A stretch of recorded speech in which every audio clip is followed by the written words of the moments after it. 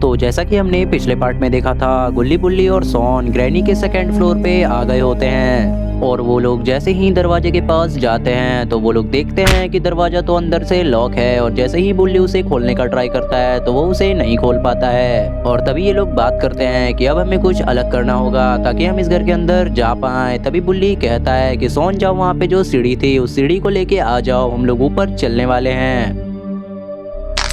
और ये लो इतना कहते ही सोन ने यहाँ पे सीढ़ी लगा भी दी। और तभी सोन कहता है कि गुल्ली बुल्ली आ जाओ, मैं ऊपर जा रहा हूँ। और इतना कहकर वो ऊपर चढ़ने भी लग जाता है।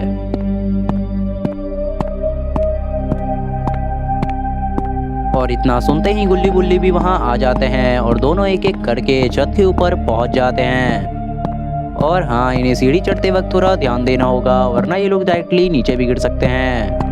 और ये लोग कुछ ही देर के अंदर ये तीनों भी अब ऊपर पहुंच चुके हैं। और ऊपर पहुंचते ही ये तीनों बस आसपास का नज़ारा देखते हैं और आसपास का नज़ारा देखते ही इन सबको डर लगने लगता है क्योंकि ग्रैनी का घर बस अगल बगल में पूरे बसे घने जंगल के बीच में है और ये जगह दिखने में रात को एकदम नर्क के जैसी है। और सब कुछ देख लेने के बाद ये लोग पीछे मुड़ते हैं और आगे की ओर कदम बढ़ा देते हैं।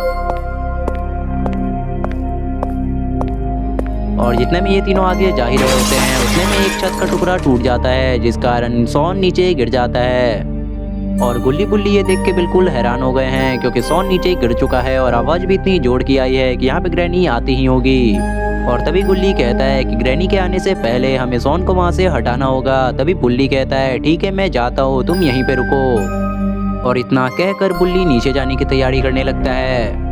पर हाँ, ग्रैनी की छत इतनी कमजोर है कि इसे नीचे उतरते वक्त भी काफी ध्यान देना होगा वरना छत का टुकड़ा अगर टूटा तो ये भी डायरेक्टली सोन की तरह नीचे गिर जाएगा। और ये क्या, तभी गुल्ली कुछ ऐसा देख लेता है जो देखने के बाद वो बिल्कुल शॉक हो जाता है। और तभी गुल्ली कहता है अरे सुनो बुल्ली, सोन वहाँ पे नहीं है, जिसका मतलब है कि ग्रैनी उसे उठा के ले भी गई। और ये सुन के बुल्ली को भी काफी चिंता होने लगती है। तभी वो कहता है ठीक है मैं नीचे जाता हूँ और जब भी मुझे मदद पड़ेगी मैं तुम्हें बता दूंगा। और इतना कहने के बाद बुल्ली सीधा नीचे की ओर जंप लगाने की कोशिश करने लगता है। और थोड़ी मेहनत करने के बाद बुल्ली डायरेक्टली नीचे वाले फ्लोर पे आ जाता है। और बुल्ली वहीं देखने लगता है जहाँ पे सोन गिरा था। और बुल्ली थोड़ा सा कंफ्यूज इसीलिए है क्योंकि उसे पता नहीं है ग्रैनी सोन को कहाँ लेके गई है। और जब बुल्ली इधर उधर नजरें दौड़ाता है तब वो देखता है कि सामने के मेन डोर पे लकड़ियों से लॉक लग रखा है। और बुल्ली ये भी नोटिस करता है यहाँ पे काफ़ी सारे कमरे हैं, तो अभी से जाना कहाँ पे है। तो बुल्ली डिसाइड करता है कि ये सबसे पहले वाले कमरे में जाने वाला है और वो जाने लगता है सबसे पहले वाले कमरे की ओर। और जैसे ही बुल्ली पहला दरवाजा खोलता है तो वो कुछ ऐसा देख लेता है जिसे देखने के बाद बुल्ली चुपचाप पीछे छुप जाता है